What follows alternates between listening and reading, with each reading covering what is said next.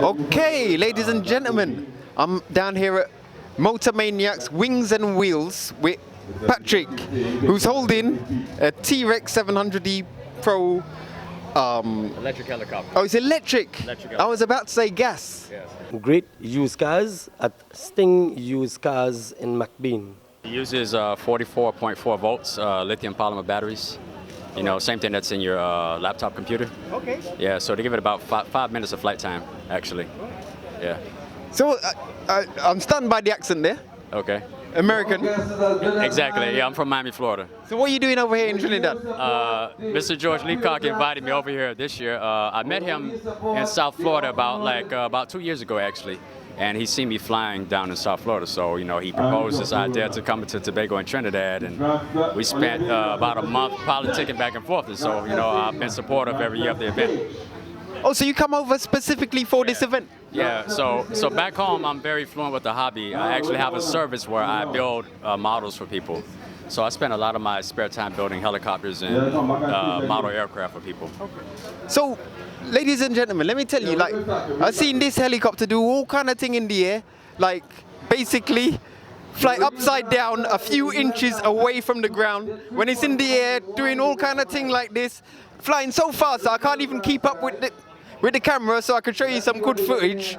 But how long does it take you to be able to fly with all those acrobatic skills? Because flying a quad is relatively easy. Flying a quad. And I'm gonna break that down for you, because the quad uses what is called a flight controller. So if I take this off, let's take this off. Now, a flight controller helps you a lot with the stability of the craft. Okay. And it's got the 4 propellers. So basically, you're gonna see a lot of controlled flight with the quadcopter, but without the Little thing here.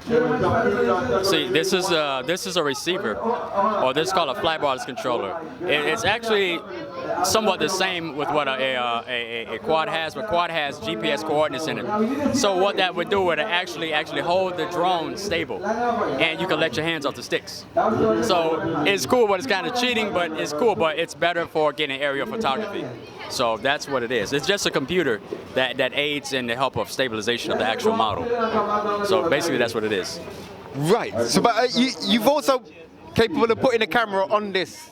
Yeah, we put a camera. I met one of the car guys, and they wanted to strap a camera to this. So that's why I just kind of did basic flying, because I didn't know how stable the camera was on the actual model. Okay. So this is a 700. I understand like 600, 400 are smaller versions. The bigger the number, the bigger the helicopter. So size represents, if this is a 700, this is 700 millimeters. It represents the size of the actual cord of the blade of the helicopter. And the blade is made of? Carbon fiber. Everything's carbon fiber. I thought so. Some people were telling me it's stainless steel, but I had a feeling. And this is aluminum, aircraft grade aluminum. So the metal is aircraft grade aluminum, and everything else is carbon fiber, all composite. Makes it lighter. So how much is something like this gonna set me back if I wanted to get into flying a helicopter? This particular model, I've upgraded everything in it, and this is about $2,500 US. Yeah. Big money, big pockets. I mean, the jet stuff, the other stuff that I'm into is a little bit more expensive, but this is, you know, you don't have to get nothing this expensive, but it depends on your taste and what you want to do. You know, if you want to fly hard, you want a good composite machine, because carbon fiber doesn't flex. Right. So that, you know, that's why a lot of stuff is made of carbon fiber, so it can stand the abuse. So how did you start? You started off with quads? No, I started flying helicopters about 15 years ago. So the technology was different in flying helicopters. There was no flight stabilization. Everything was mechanical. So you had to coordinate everything. So that develops the foundation to understand how to fly anything. Because once you can fly a helicopter, you can fly anything in a hobby. So that's what I teach people, you know. It's good foundation if you start with the one with the fly bar on it, because it's not forgiving. This is a little forgiving. If I take my hands off the sticks, it can hold still for a little bit. Fly barless doesn't. I mean, fly bar doesn't. Fly barless, it'll balance itself to an extent. You know?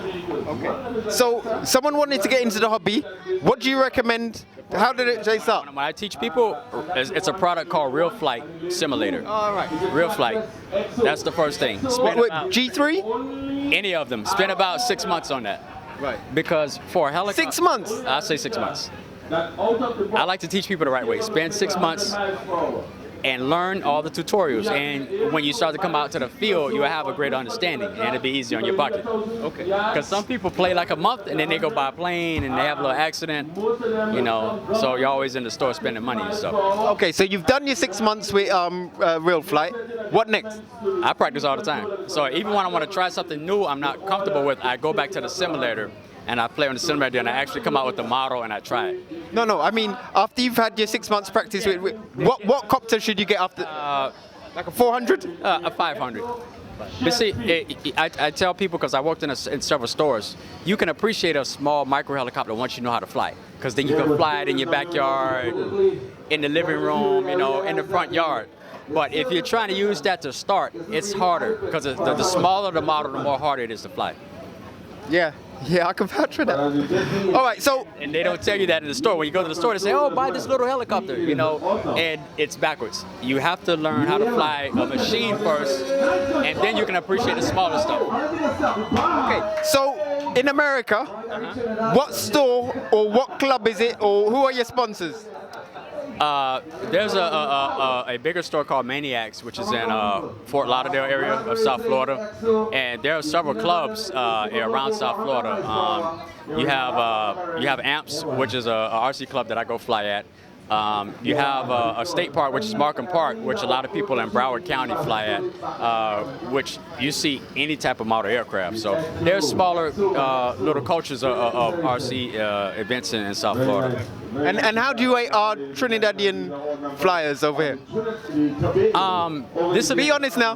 This event is bigger, so it's nice to see like all the other guys, you know what I'm saying, that come from the other island over here. So it was quite nice because I'm passionate about RC, so I want to see the event grow. Okay. So it's all good. Yeah. But how do you rate their flying capabilities? Yeah, they're good. Yeah. Yeah, I'm a scale guy, so I like to build scale aircraft. And I like how this guy flies. He flies very scale, so very, very precise. Because people don't understand, it's harder to fly steady versus flying all the tricks. The tricks are easy, but to keep it real still and pretty, it's very challenging, and especially when you have wind. Well, Patrick, I hope you're enjoying Trinidad and Tobago. Yeah, man. Hey, you sound like you're from Australia a little bit. Australia, man! Yeah, you kind of got that little swag to it, you know. Now they call me English. I'm the Englishman. Okay, that's what it is. Okay, all right.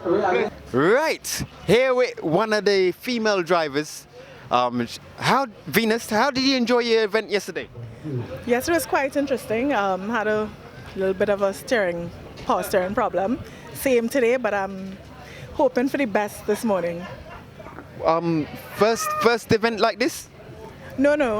You're seasoned competitor, yeah? Yes, some people will say so, yes. Right. Okay, so what other events you just do apart from, like, say, the Dragon Wine? Okay, well, I'm also learning how to drift. Yes, so okay. Dragon Wine, basically, you could bring a normal street car and enter Dragon Wine. But what do you have to do to your car to enable it to drift? Okay, well, in fact, I still use my normal street car. This is my everyday car. I have not done any engine mods. It's a stock 3S Beams engine. I have, in fact, put on a 2A LSD, and I've changed the clutch. Okay, so you could take this car as it is and do your drifting, you could do your Dragon Wine, and you could do your everyday normal driving. Correct. So you just drive your AMSOIL car to work? That's right. Yes. I drive my AMSOIL sponsored and Ceylon sponsored car every day to work. I go to the grocery, I do everything else with the car. So your sponsors getting real promotion then? Yes, they are. Right. So what sort of times you doing yesterday, and what do you expect to do today? Okay, so yesterday I think I ran like 54s. Today I ran 53 and 51. Did you beat the other lady, Terry? I think I did yesterday, but we're not running against each other today. Oh, you're in different brackets? Correct. All right, well, wishing you all the best, Venus. Thanks, okay. Listing used cars. We got all different types of cars. 5,000, 10,000, 20, 30, 40, 60,000, you choose it.